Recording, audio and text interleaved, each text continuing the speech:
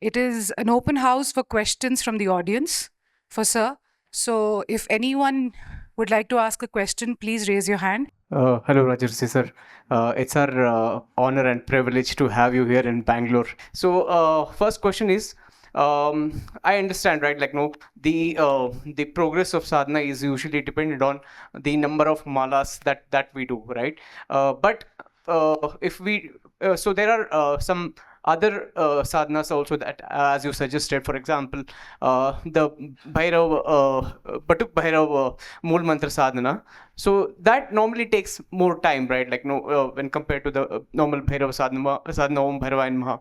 So obviously the number of malas is lesser in Batuk Bhairava Mool Mantra. So which one holds more weightage? That's my first question. Second, right? You said no, yeah, it's Bangalore. You started your sadhana and experiences. So personally, no, just want to understand, how what's your feeling about the city? And no, I understand it's a tech city, but still spiritually, no, what is that feeling that you have about Bangalore?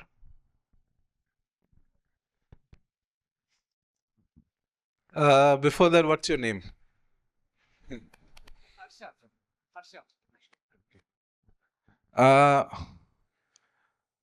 First question, the important question. So regarding Om, I assume you're asking about the Om Bhairavaya Nama mantra as well as the Vatuka Bhairava Moola mantra.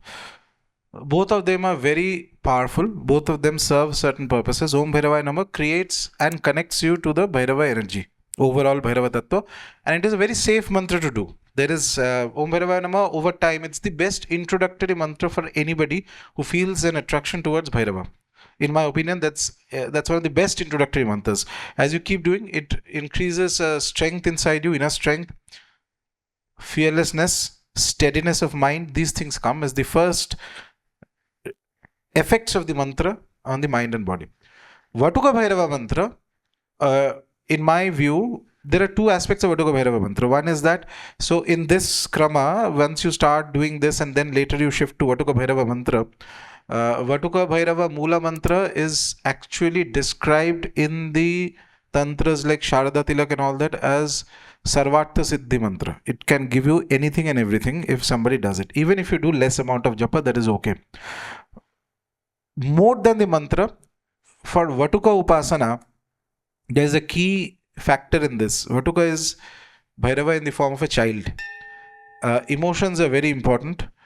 Primacy to Vatuka is very important. So there are two things. One is you are doing in the Nitya Sadhana, you are doing Vatuka along with other deities. That is okay. So what happens is that you are doing, say, one mala of the Vatuka Moola mantra.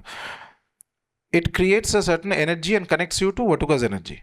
Now, once in a while, you need to do more extensive Vatuka sadhana, which is, say, Anushthan of Vatuka or something. When you are doing Vatuka Anushthan, then you have to make him primary. By that I mean you cannot club multiple sadhanas. एक बार बैठ गया तो 10 चीज कर लिया, वैसे he will not give you results easily. It is not entirely dependent on how much you do japa, but also dependent on how strongly you connect to him. A child swarupa of a deity is like that. That mantra is extremely good as a mantra that removes many blockages and obstacles to any upasaka. Other rules all apply, which means that to truly activate the mantra, you will have to carry on for a few years and do anushtans, eventually homas and all that. I think there are certain documents already created in the website regarding Vatuka. But once you do the Om Bhairavaya Nama, does not, it's not about this versus that. Both of them serve certain purposes. So when you move from one mantra to the other, the traditional practice, standard practice is that Om Bhairavaya Nama, you do maybe lesser amount of japa than you were doing before. And Vatuka Moola mantra then takes primacy. Even if you don't do a lot of japa, but do with more concentration. Each of the aksharas, each of the words of the mantra, you do with a much stronger concentration as far as you can master during that sadhana. Okay, so this is the most, and yes, if you're doing Anushtana Vatuka, you have to keep him in the primary format, which means that ideally what I say is that your Nitya Upasana, you finish it, say, in the morning. And if you're doing, say, Vatuka proper Anushtana, then maybe do it in the evening or something else. So at that time, your focus is only Vatuka Bhairava. Nothing else is your focus.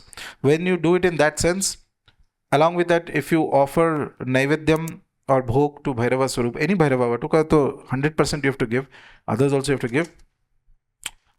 He responds very fast. Vatuka's response is the fastest. If you keep doing these sadhanas, you will realize that there is absolutely no Devata in the Hindu pantheon perhaps who responds as fast as Vatuka, who can do so much as Vatuka Bhairava, provided you give him the right amount of respect, right amount of love, and right amount of surrenderance. Vatuka's another key thing is that the text mentioned Vatuka is Shiva. Shiva takes the Swarupa of Vatuka to remove a Asura known as Apad. Apad is basically any type of obstacles. Any type of obstacles. So Vatuka can remove obstacles when you put him into a primary position and do sadhana. But you need not do a whole lot of japa initially, which means that you don't have to do if you're doing Om Bhairavaya Namah, say, I don't know, 20 malas, 30 malas, whoever. Some people do that also. You cannot obviously do that amount of Vatuka japa because you have to do many other things. So you do a little less, but whatever you do, do it with as much concentration that you can do. So that is the main question. Second question, I have no answer to that. All cities are good. Bangalore, I went out on a tour yesterday just to, for the sake of old times, remembering the places, but no other. All cities have their own. So there is, I'll give you a more generic answer that's not specific to this city. So if among all the people here and then all the thousands who will be watching it later, this interaction, suppose there is even 5% people who are meant to achieve the highest state of Devata Upasana. So you reach the communion with Bhairava. That will never happen in a large city. It does not matter whether it's Bangalore, whether it's Mumbai, whether it's Delhi, because the biggest pollution is human beings. After a point, till 30% of the sadhana, it will happen. And that is good enough to manage most of your life's issues. Go from one lifetime to another. 90% people, that is good enough. But if there is one or two individual who is so determined that no, mujhe aur bhi aage jana hai, for Bhairava sadhana, beyond 50% or that kind of stages, you'll have to find places where there are less people. And not just Bhairava, that goes for all the other deities also, because you need peace, quiet, and you need where there are no distractions from other human beings. But those are not to be tried on day one. So most of the sadhanas that I give are to be done along with your normal life. Don't run away somewhere and do, and then pata nahi kya ho jayega. There are other factors involved in those things. The beauty of it is that if somebody is fit to do that, nature will teach you how to protect yourself, where to go. All these things become then important. In your own puja space, you do as much japa, no problem. Same Om Bhairavaya Namah in certain spaces if you do, then you have to first protect that space, protect your body, protect the energy, then give offerings to all the beings around and then do. Yes, that type of sadhana produces very fast results, palpable results. You will not have any doubts on that. In one place I was once doing a Homa. I remember a very beautiful Homa of Maa Kali, and it went on for a few hours. And at the end of it, foxes started coming to that place. So this is a very typical nimitta. The texts tell you that when Shakti Upasana at certain stages, animals, specifically not just dogs, foxes and all that, and then bhog has to be offered to them. If they accept it, then 100% you will start seeing. And this is a nimitta. Not seeing ki fire mein ye dikha ki wo dikha. wo alag story hai. But these are nimittas. And I remember that the moment I invoked her and I was doing the sadhana and then your sadhana is not, then it doesn't become like a fixed thing. It is not something you love doing that.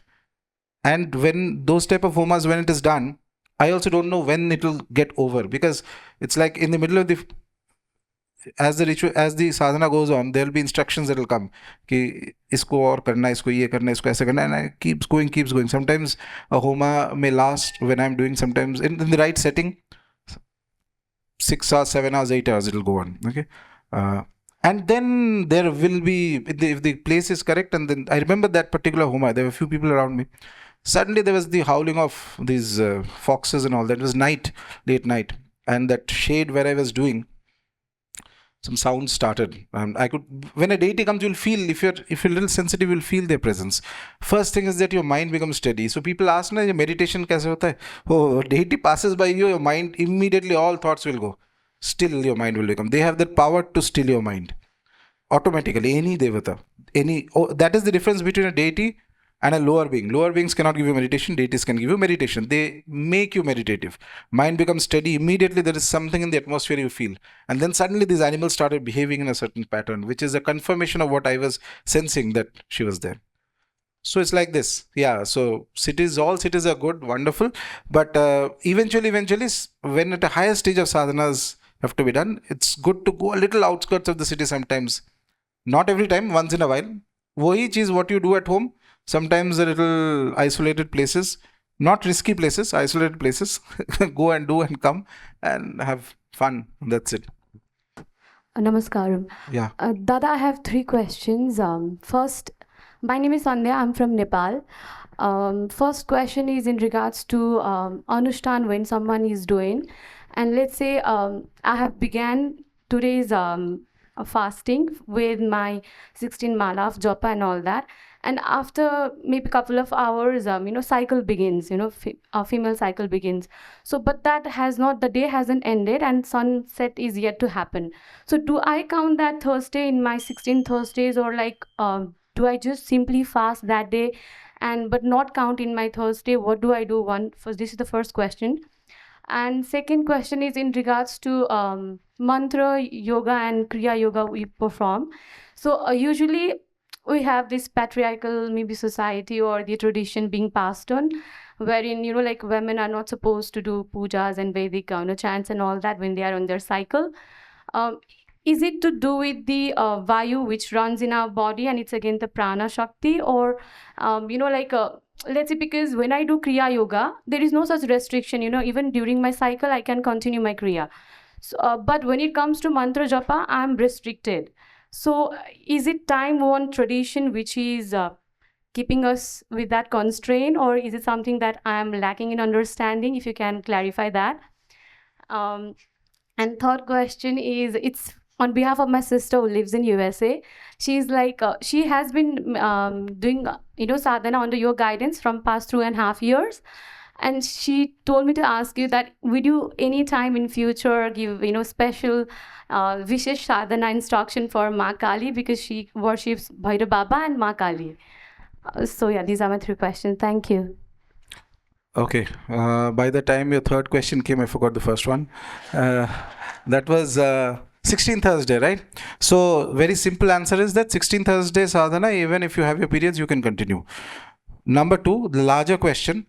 And I will only, so without any sort of judgment, any sort of other kind of additional key, whether it's because of this, that, etc., I will tell you my point of view.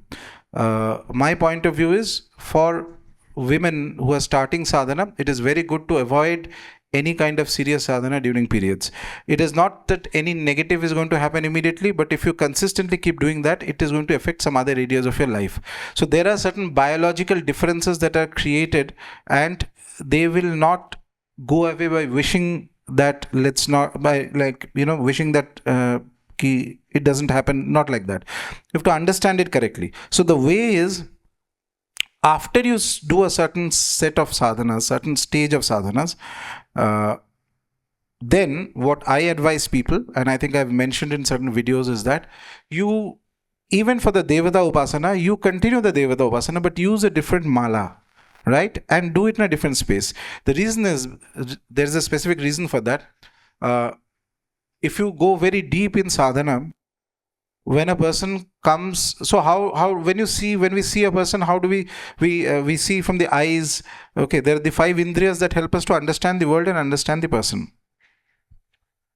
There is a certain change in the aura of women when they are in their periods, and that causes some reactions in Devata Upasana. I would go to the extent of saying that very strenuous yogic practices if done during periods, again, it's not something that immediately you will find any result that is happening, but if you keep doing that for a longer period of time, there is a possibility of some other complications happening in other areas of life.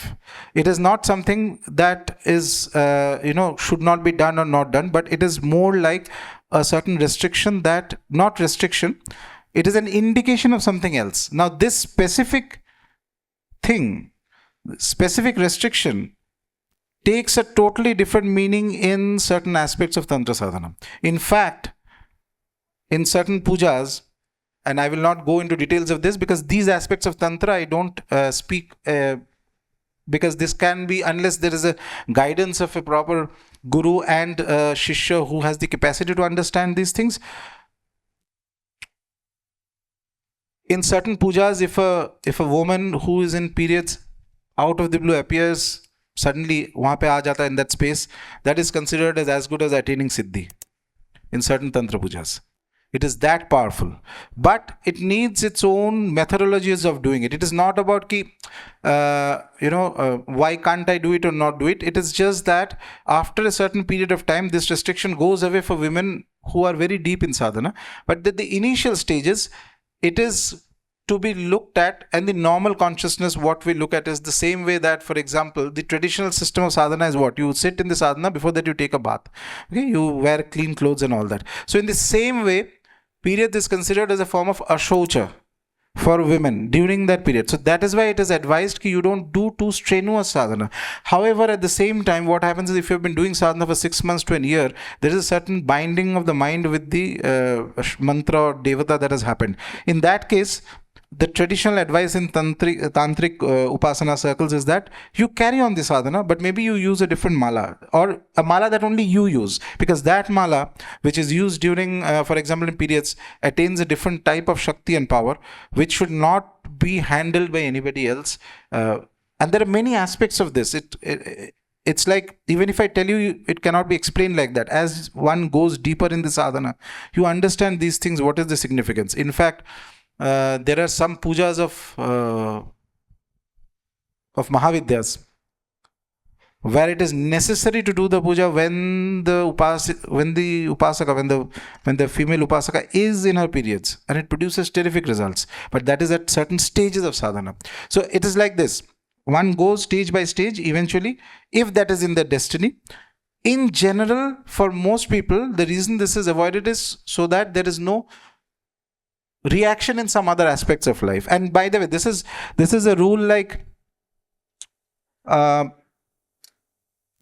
say you are doing homas for the first time. Those who are aware of how to do homas, there are certain niyamas of homas. I'll give you an example. When I first homa I had done in my life was also in Bangalore, incidentally, and I was very enthusiastic about these things, and I didn't care much about rules initially. So I did, kuch nahi aata tha. I say, just bought an Havan Kund and started doing, just knew that at the end of the mantra you add swaha.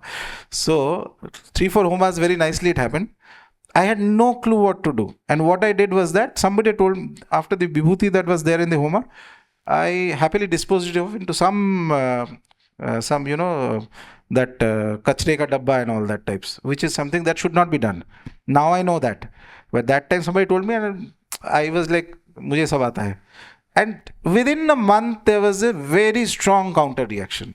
Initially, I got a little rattled, but then there is this thing in my head ki aage kya hai dekhna hai. So then now when I look back and then I did more sadhanas, and I figured that was because there are certain rules, that rules are given not because it's a gatekeeping, but keeping in mind the highest good of the highest number of people.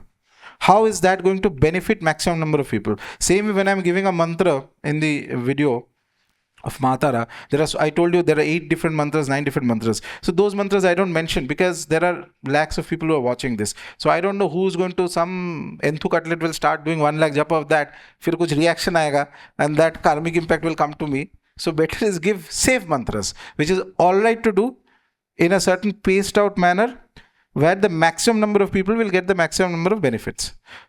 You have to look at it that sense. Eventually, if it is in the destiny of an individual, nature will teach you what is the exact significance of this and how this becomes extremely powerful in deeper upasana with Tantra sadhana. Yes, in the Vedic sadhana paddhati, Vedic sadhana is completely sattvic. So there is not just, you cannot do Vedic sadhanas during your periods. You cannot also use the Panchatattvas. what I talk about is mostly from the tantric perspective, but also those aspects of tantra which is easier to follow, where there is no backlash, because nature's rules are like this. Nature doesn't argue, it just sets the rules. You understand the rules, you follow that, you benefit from it. That's how it goes. And the moment you attain the adhikara, your energy changes, then automatically the how to do that sadhana, what the rules which were so those restrictions were there, automatically start changing for an upasaka. So there are people I guide, there are women I guide who are quite advanced, so they do their sadhana during periods, whereas there are women I guide who are at the initial stages, and I tell them don't do that. It's got nothing to do with it's every individual is different, who has the capacity to take it, who will be benefited by what. That is the only criteria based on which these are given. And what was the third question? Maa Kali. So I don't know. So these things are when I get a thought, specifically when I sit for my Nitya Puja, if I get an inspiration from the Devatas I worship that you should speak on this, then I'll speak. If I don't get it, I'll not speak. Sir, my name is Anil, and we've got two questions, one by me and one by my daughter, sir. So sometime back, sir, we were, even in the videos I've heard that there is a particular sequence or a krama of Bhairava Upasana. So I want to ask you, sir, what are these stages, or what is this krama of this Bhairava sadhana, and at what stage does one person knows that he gets to know that he has to graduate to the next level, sir? This is my first question, and my daughter has got a question for you. Sir, my name is Bhairavi. I want to ask you a question. Have you seen Bhairav Baba in real life? How does he look like?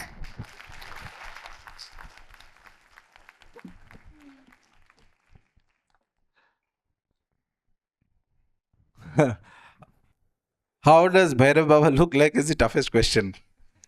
Toughest question because actually it sounds simple, but it's a very, if you contemplate on that, I mean, not just as a question. So these are questions not with simple answers. If you reflect on it, if you meditate on it, you will see that there are all Swarupas of Bhairava which I've mentioned. Sometimes he has a form. If you read the meditative stutis of Bhairava in the Vigyan Bhairav Tantra, then it is saying that people with lesser minds focus on the forms. But he is that infinite energy which is beyond all forms. So it depends on the Upasaka. This is the more complicated answer. More simple answer only Bhairava Baba can tell. Anyway, no, exact yes or no, I will not answer that. But this is the broad answer to all questions of have anybody seen Devatas? Yes, you see Devatas, but more than that, you see that how does it change you? That is the real parameter. Instead of so I knew some people along when in my more formative days. Still sadhana is going on, but those were still more formative days. So they used to say every time, "Aaj maine बैठा, I saw this deity, I saw that deity," and I used to, "Wow, क्या कितना अच्छा है, सबको दिखता है, ठीक है." That is all that. Then one day it struck me, they're all seeing deities, but वो जैसे है वैसे ही है. एक 1 inch also improvement has not happened in their life. Improvement means I'm not talking कि materially बहुत कुछ कल कुछ टाटा बिरला बन गया, वैसा नहीं. Saying that the same sitting and इसने ये बोला, उसने वो किया, उधर ये देखा, यही चल रहा है लाइफ में. इधर 24 घंटे ये देवता दिखता है, वो देवता दिखता है. तो bottom line is how does it change you? That is the important. When a deity comes, he or she, whether is visible, whether is invisible, he will transform you. One of the transformations is the mind becomes more meditative. Always remember this, the biggest difference between a devata and the parivar devata. Baki और कुछ नहीं. Parivar devata can give you everything. The lower beings can give you everything that you can imagine, including intuition. I know innumerable number of people whose intuitions are actually from these type of entities. बोलने का तो तुम कुछ भी बोल सकते हो. What is the difference between a deity is that a deity will make you meditative. That stillness of the mind which I was talking about, that only devatas can give. Nobody else in the world can give. Nobody else can give. Then they are so immaculate, that so powerful, that if they pass by you also, they will make your mind, that frittering away of the mental energy stops. And what was the first question? My first question stages of Bhairava sadhana. Yes, sir. So there are many stages of Bhairava sadhana that people give, but I feel the best stage of Bhairava sadhana is first you start with Om Bhairavaya Namam. Number one, after you finish a few lakhs of japa, at least 1 lakh. 1 lakh is 1,250 malas. More or less, you consider that one full cycle of the Om Bhairavaya Nama is done. And along with that, you don't stop there. You still do the Vishesh sadhanas and all that. Then you graduate to Vatuka Bhairava mantra. So that Vatuka mantra then becomes very powerful. Now Vatuka Upasana has more stages. Vatuka is not just the mantra. Vatuka is so powerful in the Tantra sadhana. Vatuka is considered one of the deities who holds the gates of the inner sanctums of Devi Upasana. Without either Vatuka will take you inside or Ganpati will take you inside. They know the inner workings of how it happens. And Devi Upasana, mind you, is the most complicated of all sadhanas. Bhairava Upasana is much easier compared to that. Real Devi Upasana, Bhakti Bhava and also anybody can, that's good. But I'm saying that technically there are more stages. That is why Tantra in the deeper realms is quite complicated ritualistically. Vatuka Upasana has a whole set of Parivar Devatas. He becomes the Moola Devata, where there are various Avaranas of Vatuka. For example, first there will be the puja of the Guru Mandala. So Guru Mandala protects you from the surroundings. Guru Mandala means at least Guru, Paramaguru, Parameshti Guru, Parapara Guru, then Divya Guru, Siddha Guru. All this list of gurus are there. For example, Gorakshanath, Matsyendranath, these are considered as Siddha gurus in the Bhairava tradition. Then there are Divya gurus. Divya gurus are rishis like Vasishtha, Durvasa. These are all gurus.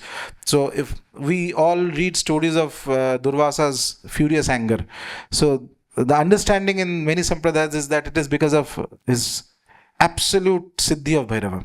So his nature becomes like that, Bhairava. But his anger benefits everybody, just like Bhairava's anger benefits. Eventually it benefits.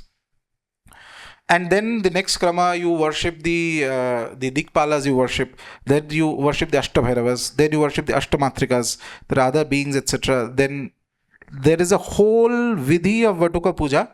I have not spoken or written about it, or I have not asked them to create any document on that yet. Maybe later, if I feel inspired, I will tell them to create that. But yes, Vatuka Upasana itself covers all aspects of Bhairava sadhana by itself. So Vatuka is one Swarupa like Kala Bhairava, within whom he contains all the 64 Bhairavas. There is a particular Upasana in the highest stages of Bhairava where 64 Bhairavas are worshipped along with 64 yoginis together. In Yugal Sarupa, the worship has to be done, a mandala is created, offerings have to be given, etc. But these require some guidance. Again, most of the things that I give, because there are, innumerable people across India who do these sadhanas. So my aim is to make people do those sadhanas which will give you the benefits, and that is not that complicated. That doesn't require constant hand holding. So if you do the Vatuka Moola mantra, that covers, so Moola mantra japa, that why this, I was telling that there are old sampradayas that ask people to do multiple Purushcharnas. Why is that the case? Primarily because the first Purushcharana that you do, the energy that you generate, will be used by the beings in your family and kula who are connected to your birth. Next one will be taken to clear Pitrus. Third one will be taken to clear other beings, devatas surrounding in the place that you are. It's by the third Purushcharana, the mantra japa that you do, the urja that you create, is going to be taken by the Moola Devata and his Parivar Devatas. So like this, of course, in those days people had time also to do 7 Purushcharana. Today, everything is fast. So, if you do the Moola mantra when you are doing japa, all this krama of devatas I mentioned right now surrounding Vatuka, they are also taking prana from there, because they are all connected to Vatuka. And whenever a devata has Parivar Devatas, the Parivar Devatas, all of them try to become like the deity.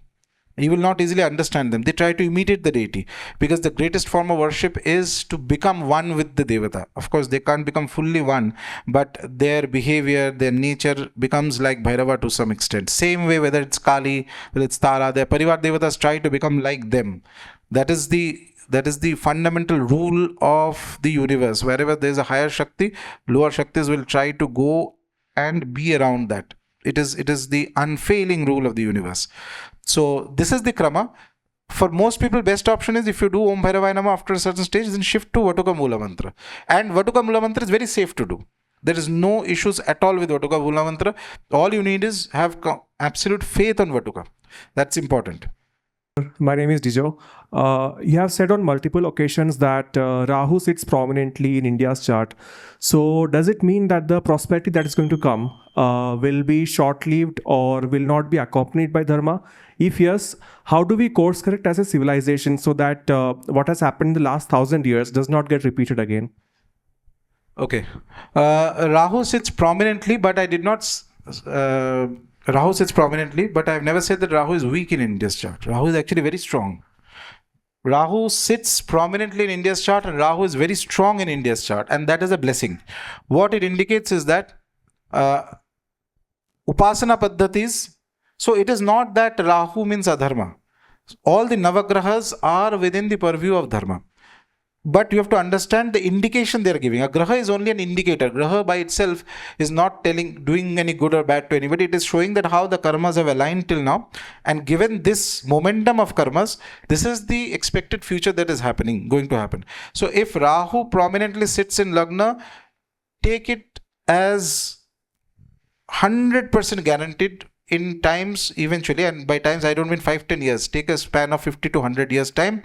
Rahu prominence indicates two things. The way to control this is the uprise of Shakti Upasana, the uprise of Tantra Upasana.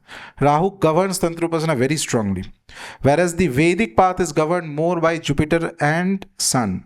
These two grahas. Other things are there. I don't want to go into Jyotish discussion here, but in a very brief manner. In fact, that is why some of the texts will tell you to control the for negative manifestations of Rahu.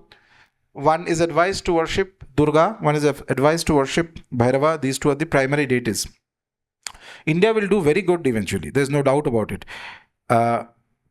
It also indicates one more thing.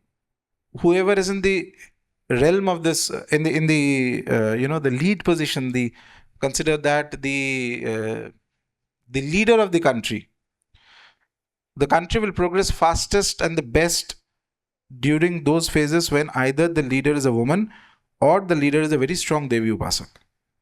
कुछ और साधना करने से अच्छा है, but it will have ऊपर नीचे चलता रहेगा. But anyway, that's the broad answer. So India, I am very, if you ask me, I am very positive about that India is going to do very well in coming times. We just had, not even 100 years of after independence. So it takes time. It takes time for many things to settle, for understanding as a culture and a civilization. And on a spiritual level, India has always had blessings. In a way, if you look at it that way, all said and done, we are the only civilization that is still surviving. Many others have gone out. They had done fantastic things, but they couldn't survive. Some blessing is somewhere there. But yes, Devi Upasana. And when you start Devi Upasana, this is the interesting thing. The moment you put Devi Upasana in the forefront, two things will organically rise. Bhairava Sadhana will rise. Tantra Sadhana will rise. Her path is the one that makes her really happy is Tantra Sadhana. When Devi Upasana without Tantra Sadhana is basically what is called, percentage play, which means not the full Shakti comes in. But when a large scale Shakti Upasana happens among people and there is a re-awakening of Shakta Dharma, automatically Tantra is just a path, that's it. And whether her forms as Mahavidyas or even Durga Upasana also has a lot of Tantra in it. It will come organically. I mean, it's like this. If a person has no idea what is Veda, what is Tantra, you just give a person a simple Durga mantra and say that you keep doing japa of this for a few years. Organically, he or she will be driven towards practices that are aligned towards Tantra. It will arise organically within. The deity will give the inspiration. Half the time, Bhairava will teach you, if you go very deep, Bhairava's another tattva is that he is the guru of Tantras, which basically means that he has more knowledge of Tantras than anybody. At a very high level of sadhana, Bhairava himself tells the Upasaka ki, if you do this, this results can come. So Tantra is like that. There is a certain degree of at the higher stage, certain degree of deeper understanding of mantras, deeper understanding of yantras, deeper understanding of the ritual process. In fact, Tantra is so ritualistic that the only analogous ritualistic system in our whole Vedic and Tantric religion in the Hindu Sanatana Dharma is perhaps the original Vedic Karmakanda of the Mimamsa.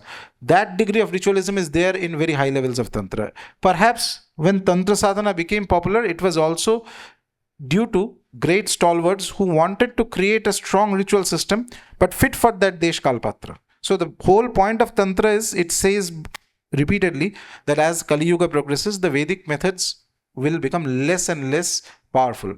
So therefore, based on the Desh Kalpatra, again a whole set of rituals worshipping the same deities. Tantra is not worshipping a different deity. Shiva is worshipped in the Vedas.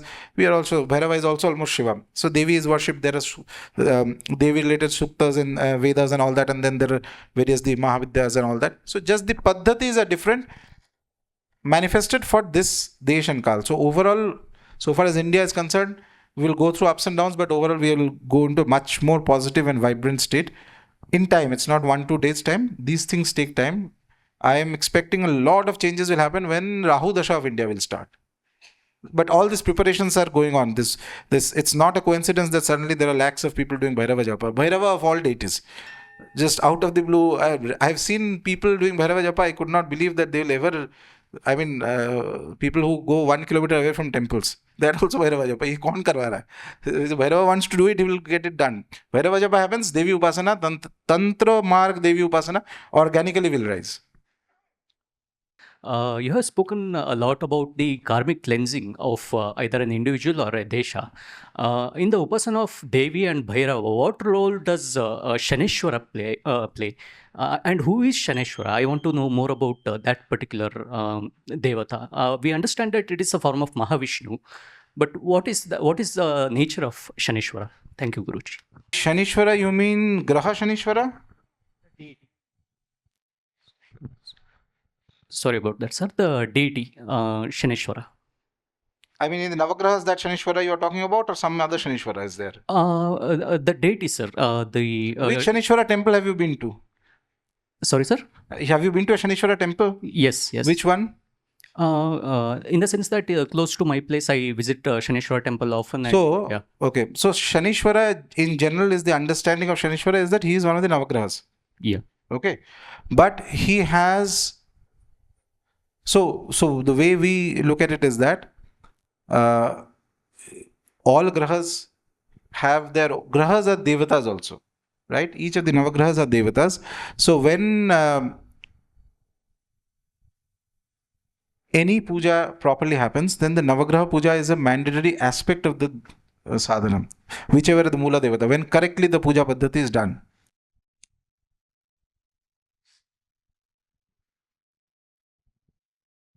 Sanishwara, or the Graha who is Shani, if that's what you're talking about, considers Bhairava as his guru. Okay. So that is why a lot of Shani related matters are sorted by an individual through Bhairava Upasana. Now, what Saturn Shani does, one more thing is that he can either make you very active or he can make you very lazy, depending on the condition of the blessing that or lack of blessing that individual has. Bhairava Upasana does a very similar thing. When Bhairava Tattva works in individual, their prana shakti increases and you will see that they become very active. They can do a lot of things and they don't tire so easily. Bhairava's energy is like that. Bhairava energy activates an individual. You may travel a lot. Number two, you will do a lot of activities. You won't have the time to sit and think ki mere sath kya ho raha hai life mein. So that one of the things we say is that when there is a negative influence of Sanishwara, it can cause states like a depression or other things in individual in a negative state.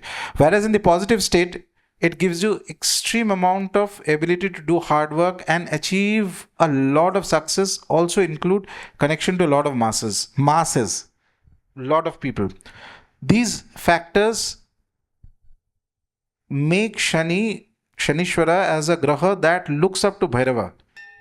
So therefore, it's considered the Bhairava Upasana by itself helps a person to overcome lot of the defects or any kind of issues that are there with Sanishwara, that may be there. Not just Shani, actually it covers all other grahas also.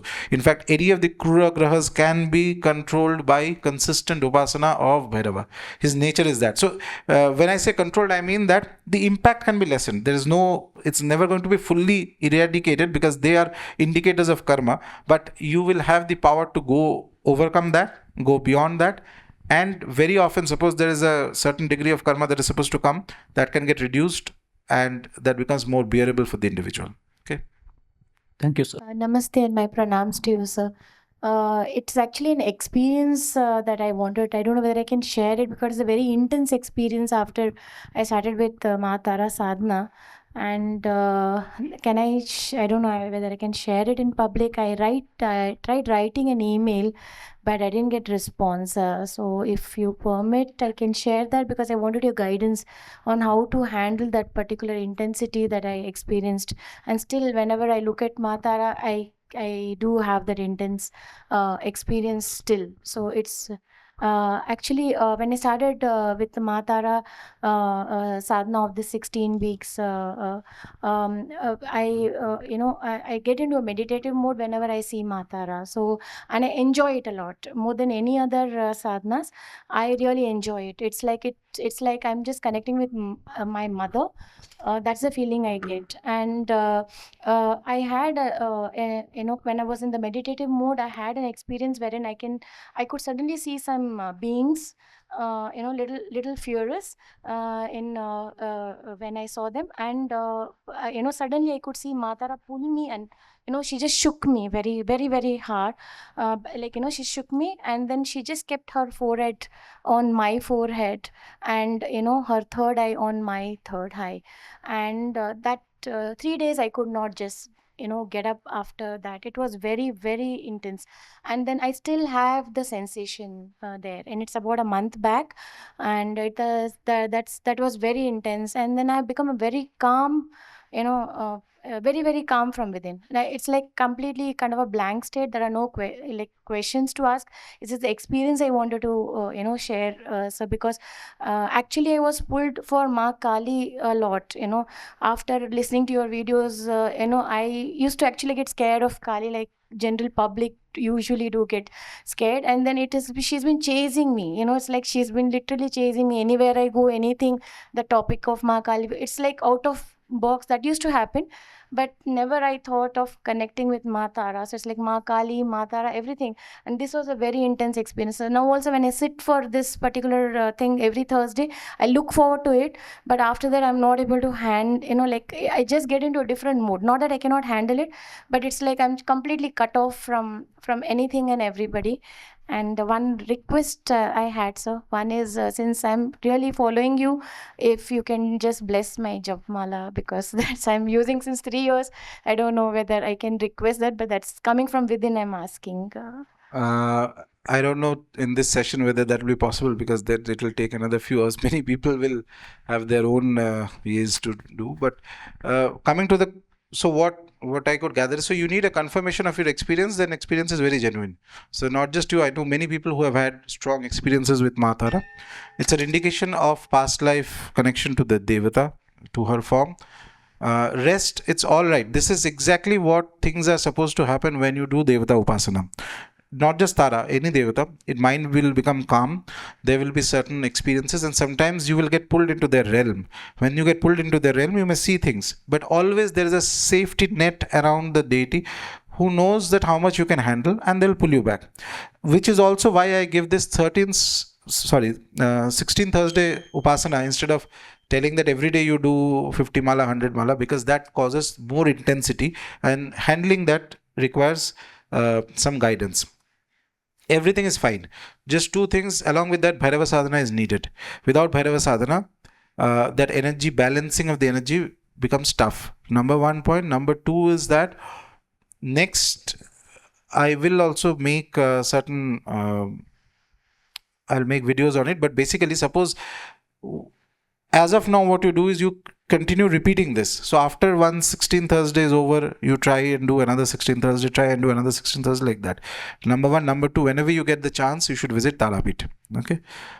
In general, on December's every December I go to Tarapit. There's a larger gathering that happens. Do Maa Tara Sevas and Annadanam, Homas, these things I do. A lot of people come there. I mean, I keep going every month, but December is when I publicly announce that I'm going. Other months I don't announce. Rest, everything is fine. Develop surrenderance. She knows exactly how much energy to give. Enjoy that, and it will slowly become very blissful. This mantra actually makes a person extremely blissful. After a time, it activates certain things, tattvas inside the body and the mind, and you will look forward to where is the next Thursday I can sit with the mantra. And it has happened to a lot of people I know. I mean, because there's so many mails, it's not possible to respond to everybody, but I keep reading them. And I always say that of all the sadhanas that I've given, 2 sadhanas I've seen produce the maximum positive impact. One is, of course, the Bhairava Nama Japa, and other is this 16 Thursday sadhanas. There are innumerable emails that come, and spiritual experiences that have come to people, because it is her will. It is her will. That is why this sadhana is done by people, and those who have some connection with her is there. So all that is fine. Imagine her in the Swarupa of Maa Tara that you see in Tarapit. Don't go into searching Google and finding some obscure, scary form of Maa Tara. I tell people don't do that, because best is you focus on the Swarupa of Maa Tara. See, this is the advantage we have today, that even if you are so thousands of kilometers away, you can at least see the Devata. Imagine 1 century ago, you would not have been able to see. That itself is good enough. And later on, if you visit Tarapit, you should keep, there are 2 in the shops near Tarapit, they will sell small feet of Maa Tara, chota sa. Okay, it's not too costly. You take those, you just show it, tell it to her that you are going to worship that. Just the feet you take, bring home. And it's very blissful to do seva. Imagine that it is her feet you are doing seva to. It is her feet to which you are doing your sadhana. That's all. Rest, everything will happen through that only. And Bhairava sadhana has to continue with that. Bhairava is the balancing factor. Otherwise, this, the steadiness. See, Maa Tara, Tara is a hardcore tantric deity. If you observe carefully, when you see Maa Durga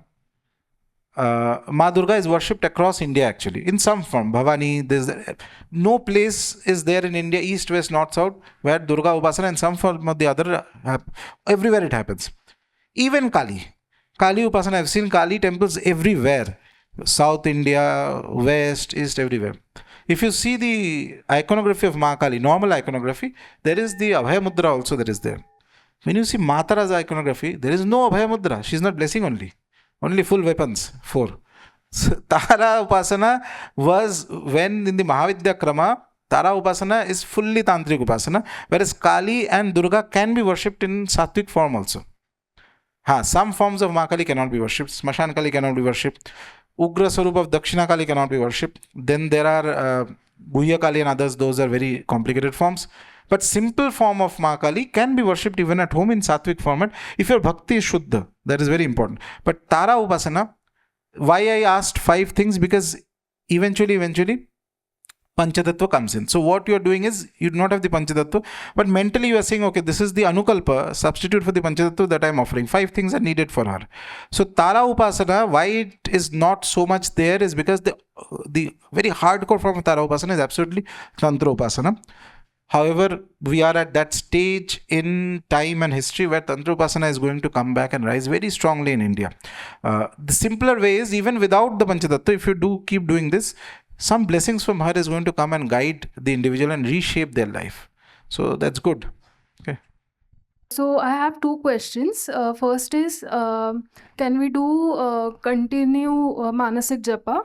Like when I'm sitting here, or maybe I'm working in office or doing some daily chores. Another thing is, whenever I see some temples, I feel a little scared to go inside. But there are certain temples which are quite good. Like I will feel like going inside. So I don't know why this happens. Especially some Bhairava temple or some Shiva temple or some Devi temple.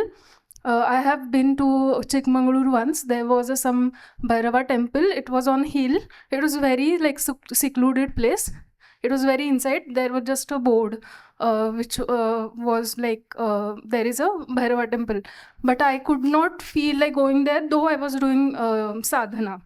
Also, there is one temple in Bangalore, in Whitefield, of Bhairava and Devi and Shiva.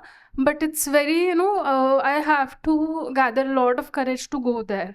But there are certain temples like Ganpati or other, which are quite, blissful to enter. So I don't know what to like, how to distinguish this energy.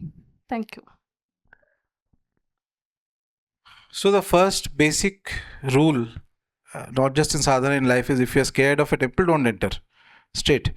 Number two is that if you see that if it's the case with all Bhairava Swarupas, whenever there is Bhairava, you get scared, then perhaps Bhairava is not the right deity for you. That's a very simple answer to this.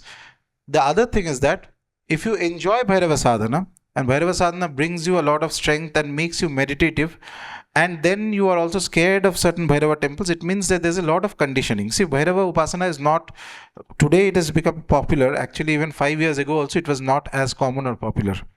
Okay, Bhairava always had that aura, and people used to be like, don't go to Bhairava kind of thing. That conditioning takes time to break. So simple thing that you do is, if you are continuing with Bhairava Sadhana because you feel connected to the mantra, you feel it brings you some positive strength in your life, continue doing that. No need to attend all Bhairava temples. Okay. If at all you have to visit, if you can visit Shiva temples, that is as good. Wherever there is a Shiva Linga, if you do Bhairava Sadhana, that's just as good.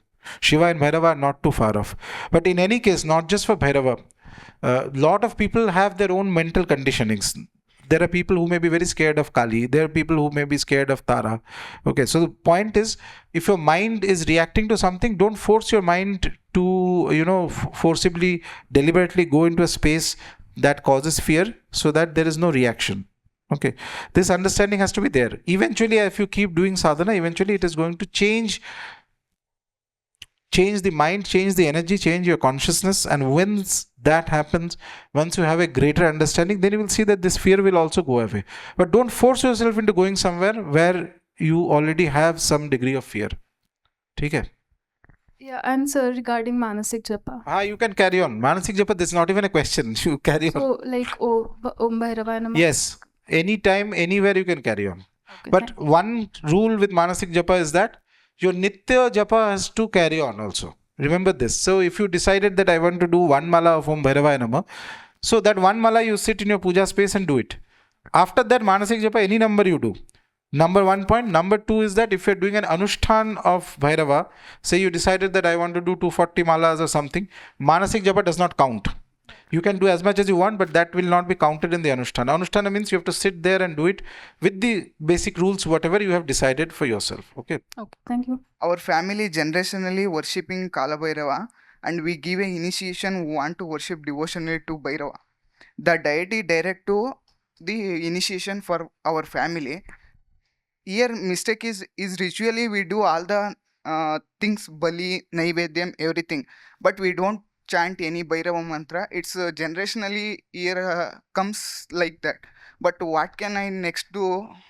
I don't know. If any guidance from you, you are busy with construction of Bhairava temples. But it's generationally we do the initiation to Bhairava, and deity will direct to our family to take initiation. Any devotee wants to. So your question is basically your family does Bhairava puja. Yes. And Kala Bhairava. Kala Bhairava. All right. And so what is the confusion? What is the confusion is devotee, anyone want to worship Bhairava, take initiation direct to our family. Okay. But we give the initiation. Yeah, he can ask in Kannada and somebody can translate. We give the initiation to Navnath Guru Mantra, Adinatha, Okay. but it's not an Bhairava mantra. We do all the ritual process. Bali will be given to the Bhairava, and Naivedyam, all our family members will be do Okay. that rituals. Okay. But we don't do any chant to Kala Bhairava mantra in that time of Okay, the got ritual. it. Understood. So there are two aspects of Bhairava sadhana. Okay. No, I understood what your question is. In fact, there are many places where Bhairava Upasana happens in a very informal manner. Informal means there is not strong, the procedurally, ritualistically, not very strong. It's more like a very organic faith to Bhairava. I've seen that in many, specifically when Bhairava Swarupa in Grama Devatas and other, when he manifests in small places, I've seen that the family connects to Bhairava and through their devotion only, without doing any complex rituals and all that, Bhairava sadhana is done. This actually is there in major temples also to some degree. Why, I will tell you. Recently I was telling somebody, so even if you go to North India, Bhairava Kshetras, Kashi and other places, you will see that Bhairava Upasana, ritually sanctified alcohol is offered. In Kashi Kal Bhairava, they will offer to Baba. That is standard process. All North Indian Bhairava temples will offer. Baki, everything else is sattvic, but that has to be given. Now, the tantras mention that before offering, there are certain mudras and processes to be done on the alcohol so that it is transformed into what is called karan and then to be offered. But almost no Bhairava temple I have seen where they do all that. They just straight away offer it to Bhairava. So Bhairava is such a Jagrit Devata, which means that he is so awake in this plane that for a family or a clan, if Bhairava's blessing has been going on, even without mantra also it will work. There is no doubt about it. But so that is also considered as another thing in sadhana. Another thing we consider is lokachara. Lokachara means what has been traditionally followed. Whether they have scriptural sanction or not is different matter. So that is not to be tampered with, because that has survived because it is the deity's will. However, when you have to create a broader engagement of the Devata for even new people who are not into Bhairava sadhana initially, etc., that is where where it comes that mantra is there and that is there, all that comes in. So very simply, whatever is happening in the way the puja happens or the thing happens, even if you don't do mantra, it is all right. If you want to do, you can do Om Bhairavaya Namah. That is not a problem. But if it is done without mantra, let it carry on where it is. So Lokachara is not to be tampered with, is my opinion. It should never be tampered with. But So, but yeah. but one devotee has taken from the initiation from my father. But he 7 years before, once he go to the after his marriage, he no have a children. Once he go to the Devi temple, he ask for children. Devi tells to him, you don't chant any in the mantra given in the time of initiation. Again, he will come to our from me and taken those mantras. But No, so this is basically what is very simply what is the format of what is called the oracle tradition, or where you go to a Devi temple and that is a Vishesh instruction for that individual. Nothing can be told about that specific individual at all by asking anybody else until that individual is present and all the circumstances is known. My answer is more generic answer. Two things. One, if this is the method of sadhana or interaction with Bhairava that happens in your kula, your family, let it carry on as it is. There's nothing to change in this. You cannot become a reformer like that. But for general Bhairava Upasana, it is perfectly alright to have more ritualistic understanding, because that also brings its own results. So there are two aspects to any puja paddhati of a devata. One is the ritually perfect aspect, whereas there may be other places where there is a certain lokachara that is followed, which common tradition that is followed for a long time. So common tradition, as it is followed for a long time, that means there is already some acceptance of the deity. Now, if you feel that there is something like that, somebody take an initiation, then he goes somewhere else and somebody or a devi or some oracle tells him that this is not right, this matter you cannot have guidance on this from outside. You will have to sit there, find people who can understand these things, sit down with multiple people, not just one person, and then only knowing all the circumstances, then you can decide. You cannot decide it like this in just an open forum like that. Okay, you have to find, and sometimes for this you may have to even do prashna to get what exactly the deity wills. okay, thank you. Yeah. Sir, I have questions regarding the Nitya Upasana. So Nitya Upasana, I've been doing it for the last 3 years, but you have said that there should not be a break, ideally, for it to be considered as a continuous one. So in case there is 1 or 2 days when I'm traveling or for some reason it was not done, so do I have to restart how would that be considered? What is the, and also in case there are some let's say upasanas that I had said I will do, say one mala of X, but I could not do that for some reason. How do I mean, is there a way to restart or what? Just restart. Okay. That's it.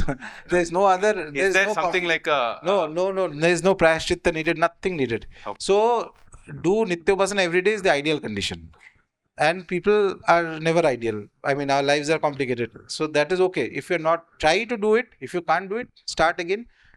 There is no harm that is going to come. There's nothing negative that will happen if you have missed, but try not to miss. Yeah, obviously, that though goes without saying. But see, that's the thing. Whenever this interesting thing is, whenever I've told this in any gathering and setting and all that, na, that 3 years you should continue and 12 years, everybody is like, kari denge hum log, will 3 years. Then within a few months, this question goes, I missed it. So this is the ideal. What I'm talking to you is the ideal. And nature is very smart. If nature doesn't want you to succeed so early, it will break your sadhana. Do not get guilt tripped about it. Restart. That's all. Okay, it's perfectly all right. It happens to innumerable people. Okay, if you miss it, start again. That's all. Only one caveat I'll add: if you have an anusthana you are doing, then if you miss, then it can have a repercussion. So always take those anushtanas which you are sure that you can complete. Oh, first, don't even miss anusthana. Anusthana either you don't do or you do with not missing so far as possible, because then there will be some repercussion. That is almost certain, especially if you have been doing for years. Yes, give a mic to her. Namaste, sir. My name is Pragnya, and I have a doubt regarding the Nitya Upasana.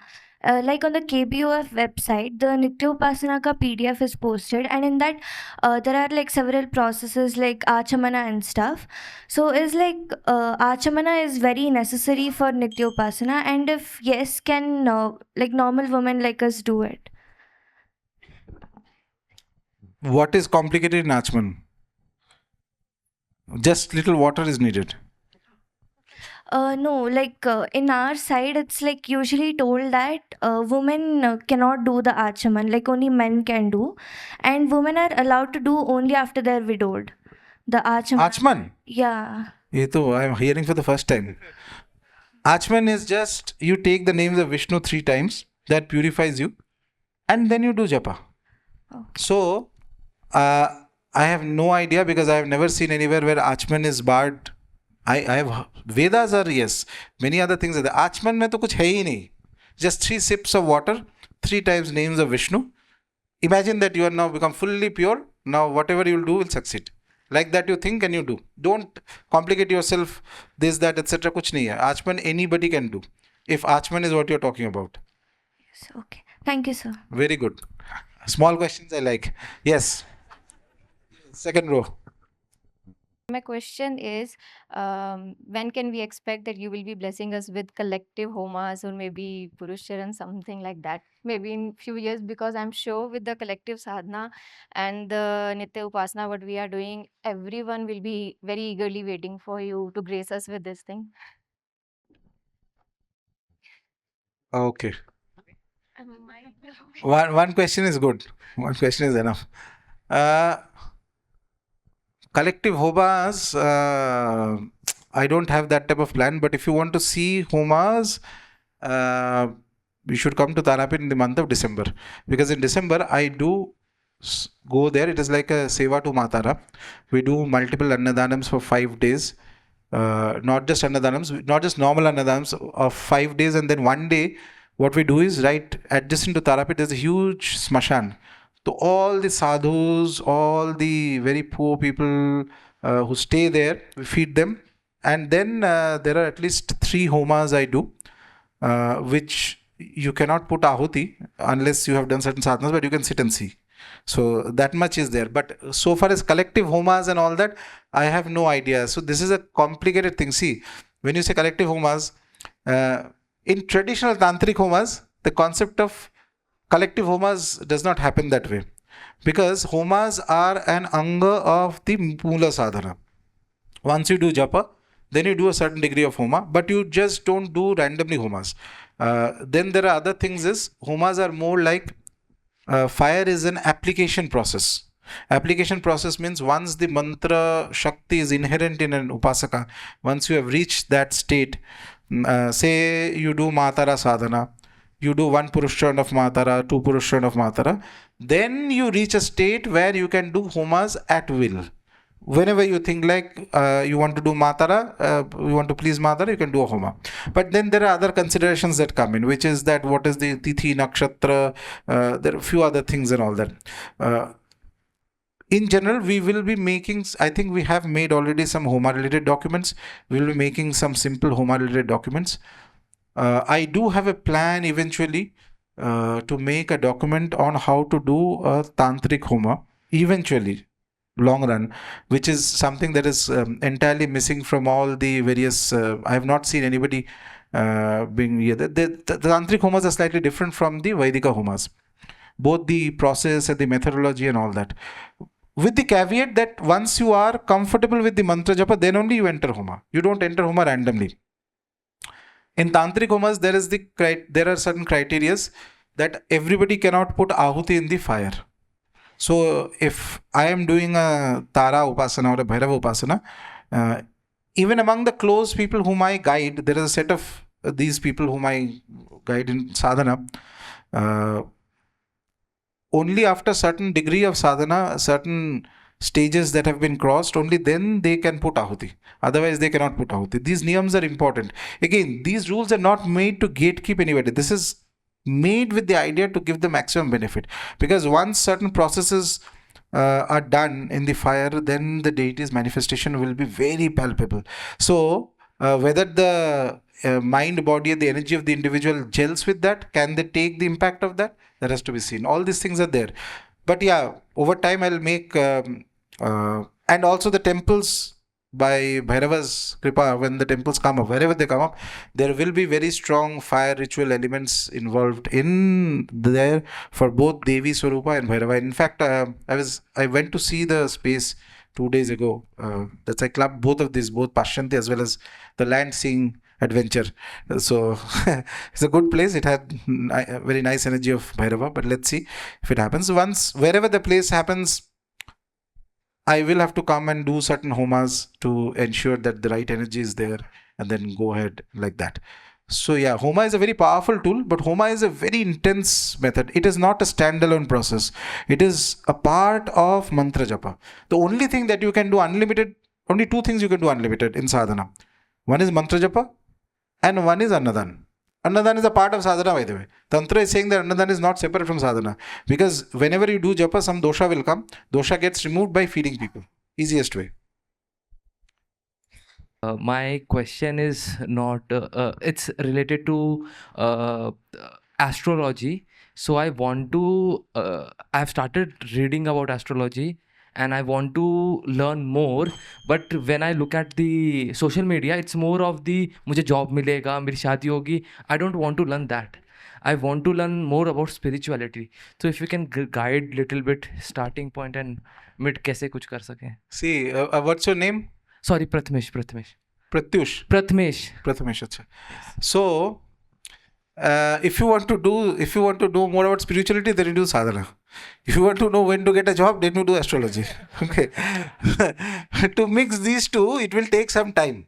Time means it's actually a good thing to learn astrology. There's nothing, it's a very useful vidya, so long it doesn't weaken your mind. That is the only thing. Problem with what people happens, 2 problems happen with people who try to learn astrology. First thing is that any random one line they read somewhere, first thing is open your horoscope and see ki mere mein hai ki nahi. Worst idea of the world is that. Worst idea, because you will see everything is going wrong in your horoscope. So don't open your horoscope at all. First thing. Number 2, learn it. I cannot recommend anything because I myself learned it just by reading books and practicing. Nothing else. I never did anywhere, any course or anything. Just like that, I started 1-2 books I read. Again, from Bangalore itself. That's why astrology started. And then eventually, doesn't matter, any book will do. If it is meant for, see, there are people I know, somebody who's done some 4-5 courses over the last 15 years, लेकिन एक line का prediction नहीं आता है. So either you can do or you cannot do. That's it. Books and all are secondary.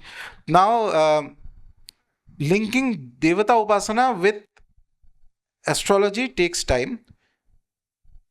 Focus in your sadhana, learn astrology, the basics of astrology. At least, what are the nature of the Navagrahas? What are the Rashis, nature of the Rashis? Basic things. Don't read your own chart. Absolutely don't. Lock it up. And random things that try practicing it. It's good to know, but don't every day get up in the morning and see that aaj kya hai, nahi hai. That will weaken your mind and spoil your mind. But yeah, there's no harm in learning it if so long as you can control it. Or if you don't want to learn and just do sadhana, that's also good enough. So totally up to you. Hello, sir. This is Kishore. So I have a particular question for you. So I've been doing the sadhana for past 9 months on and off, as you know, as a beginner. So I have a question saying that during the initial days, the time of bliss, and it was too good to do sadhana, and there is a flat line where you don't feel the devotion that much connected to the deity. Rather, it is more of a process. So during that time, also your karmic tandav starts, right? The karmic tandav. So it starts. So my question is, what is that mindset we should be having during that time, and when it affects everyone around you, how do you manage that? Thank you. So how do you there's no way you can manage. You just survive. How does one manage life? You can't manage life. You day by day goes, and then one day you realize, oh, I have grown so much, like that. Okay. There is no textbook method of managing these things. There is no specific सुबह उठ के इधर देखो ऐसे breathe करो, कुछ नहीं होता है. When you have to pass through a bad time, you have to pass through a bad time. But on a more serious note, develop the habit of making sadhana an integral part of your existence. Just like even on a very bad day, you still have to eat food. Otherwise, your body is going to react. So that state you have to reach. And I mean, this example I had given earlier also. Once when I was starting, and I used to take guidance from various people. Whoever थोड़ा knowledgeable लगता था, you ask. That is the way it works. Then you understand that they also don't know much, but it is all right to ask. So one very smart individual had asked. He gave a very nice answer, which I realized later.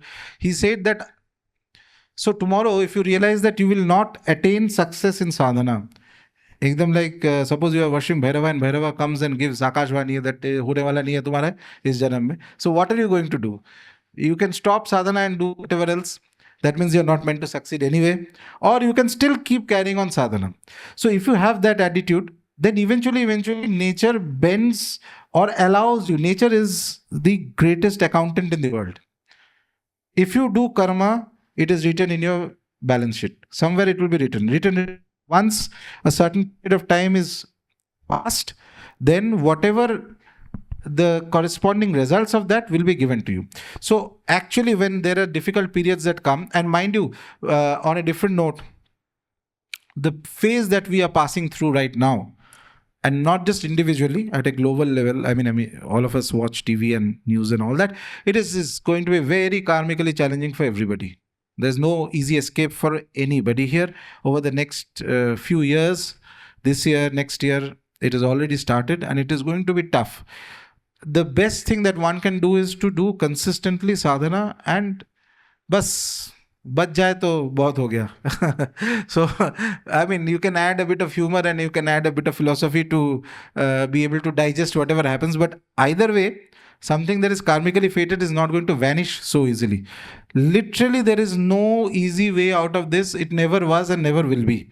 That burning of karmas, whether it is happening due to the sadhana or because it is karmically fated for the world to happen at this moment, and this is happening to a lot of people, even people who do no sadhana also, many things are happening because there are certain indications from the grahas and all that it's going to be tough. It's as if somebody upstairs has decided that too much of negative karmas have happened. Let's do some flushing out, and flushing out means to human beings only, various people at individual level, at global level, etc.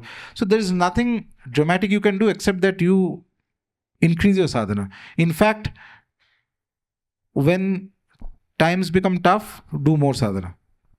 It is not going to make things easy, but at least your mind will be occupied instead of sitting and thinking ki mere saath kyun hua, like that. So that is the only way out.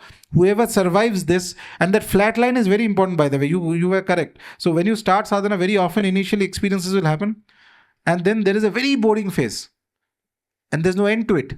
That is also a test. You have to carry on. That is why I keep repeating this over and over. There is no miracle in sadhana. It is a process. Whoever follows that process will succeed. That's it. It does not matter. In fact, I repeatedly tell people that don't get overawed by experiences, because experiences are very good, but that does not mean anything if you cannot sustain it. If a person with zero experience, but following a disciplined sadhana for 12 years, whereas a person who every day sees something and feels something, etc., but cannot consistently do sadhana, will not succeed. Whereas a person with 12 years, zero experience, 100% will succeed. 100%. It is like a law of nature. If you have been able to do this, you will 100% succeed. It's different matter that people, they cannot follow that niyama. That niyama creates a strength inside your mind and body. And that strength helps you to modify your consciousness and makes you fit. The deity is aware. He or she takes note that this individual is doing this sadhana. And when the time is over, then it's like in one day, suddenly everything will start changing. So that's how it happens. I think we'll take one more question. Acha, you. Jai Ma. So a lot of people wanted to be here, they couldn't be. So I'm paying obeisance to you on their behalf. Sir, a lot of gratitude because of your direction for the last 1.5 years. I've been able to travel to both Kashi and Kamakhya multiple times. Thank you so much for that. So my question is regarding my Nitya Sadhana. I do Kamakhya Stotram daily a number of times on the Mala and then the Manasik japa. So my question is that when I'm sitting in front of Mother, I have the same picture in my temple that we have here. So when I'm trying to do it very technically, I focus on the weapons and everything. Pure focus is there on the Mother. That is very technical. I don't have Bhava at that time. The moment I try to include the Bhava, all the tears come out, and it's as if I've at that point of time, a lot of issues that I have in my materialistic life, so my mother's health, etc., XYZ, come in front of me. So I become confused in the method that I should do my japa. Should I strictly stick to the technical part where I just think about her? The moment I include Bhava, then this is the confusion I always face. What is your name? My name is Pragati Shivhari. Yeah. And you are talking about the iconography of Maa Kamakhya? Yes. Okay. Yes. You focus on the Bhava because that Kamakhya Stotra is very beautiful. Once it gets activated inside, the amount of bliss it can generate, it is unthinkable. And then it can do certain things. So Kamakhya is fundamentally Nirakara Sarupa. She can become any of the Mahavidyas. And she only governs people, tells them which Mahavidya they should focus on. Eventually she will cause that in Upasana. But there is the whole essence of Kamakhya is extreme bliss. Even when Kali Upasana is being done through Kamakhya, she can become Kali, she can become Tara. But the bliss that is generated is unbelievable. At a very high state of sadhana, when you reach that state, you will not only be experiencing that bliss, but at will you can transmit the bliss to people. And then beyond that state, you can transmit the bliss to somebody even at a distance. They may be thousands of kilometers away by her inspiration. That's the whole point. Anyway, focus on the Bhava. Number 2 is that if one is meant to go into the higher states of sadhana, there will be karmic purging that will happen for everybody. There is no, it is not like walk in the park, thoda idhar ghumte walking through the mall and I reach the high state of sadhana. Nahi hone wala. Everybody who has reached it will be karmically purified. What protects you in that state is that Bhava. Now, there are two things. Bhava means whenever Bhava is added to Devi Upasana, you have to be clear that is it a Bhava in the sense of you feel a bliss that is making you feel emotional, or is it because there is a lot of pent up feelings in terms of ki these things have not happened properly in my life, and that? Those were different things. If a person is feeling, like tears coming because they are in that state of bliss that is happening due to the presence of the deity, that is very good. But if the other aspect is happening, it's a long journey. So still Bhava is good. But remember, it should not be without the mantra. Okay, the mantra has to continue. So that's what I say. The actual Kamakhya Upasana, Puja Paddhati and Upasana is slightly more complicated. I think we had made a document on the Kamakhya Sadhana also. I think the team had made. So Kamakhya Sadhana, there are many Parivar Devatas of Devi and all that, and it becomes very blissful. Kamakhya Sadhana is rather blissful. There is nothing in the world that is as blissful as Kamakhya Sadhana when it activates in an activates. But that does not necessarily mean that everything is going to go miraculously correct around you, because whatever karmic destiny has to be faced, has to be faced. But yes, don't focus on the ayudhas of Bhagavati Kamakhya initially. Kamakhya has more mantras also, by the way. So you do the stuti, right? The stuti itself is also very good. If you do the stuti a lot of times, it is extremely powerful, and it will open up various, especially if once it starts activating on the heart chakra, the anahata chakra, it will bring like waves of bliss in an upasaka. Waves of bliss. That happens in the Kamakhya sadhana. But to be remembered is that by default is not going to change. This is the thumb rule with all devatas. They will not by default change everything in your life to positive. And when you specifically do these sadhanas, the thing that you can control is that your inner feeling. Transform that feeling, emotional feeling, into a feeling of emotionalism for the devata, rather than ki emotional because these things have not happened with me, such I was supposed to get this, that is natural human things. Eventually, as the mind changes, and the way to change this is you do this stuti and you ask Maa Kamakhya to change that state inside you, and she can do that if she wants. If you ask her sincerely for sufficient period of time, she can change that. That bliss is the biggest thing in sadhana. That is the door to enlightenment, this, that, whatever big terminology anybody uses. The root to that comes from Ananda, and that Ananda is self-generated inside. Eventually, you reach a stage where whatever happens outside doesn't matter. Your bliss never goes. Your bliss never goes. I travel almost 10-15 days in a month because of this temple work and other things and various things, etc. And there are many other activities also that where my inputs are needed in various things. But what I love best about is when I'm sitting in my own puja room and I'm doing seva of the yantra of Maa Kamakhya or of Tara, and if I'm doing a mantra for 5 minutes, 10 minutes, suddenly that state of bliss will start. At that time, there is no past, there's no future, there's nothing. There's no KBUF also. Kuch nahi hai. You just stand there in front of her and you feel so blissful and everything makes sense. That is not miraculously going to remove all the problems. Like even for making a temple, one land, there are 10 times you have to visit and there are so many legal things, etc. Those are not going to vanish. Whatever the natural ways of the world will carry on. But you will be blissful, you will be detached, and you will see yourself as a pawn in the larger game. The moment you have this sense of doership, ye mera hai, mere ko nahi mil raha hai, then suffering becomes more. So that is the whole way to deal with this. But yeah, carry on this sadhana, it's good.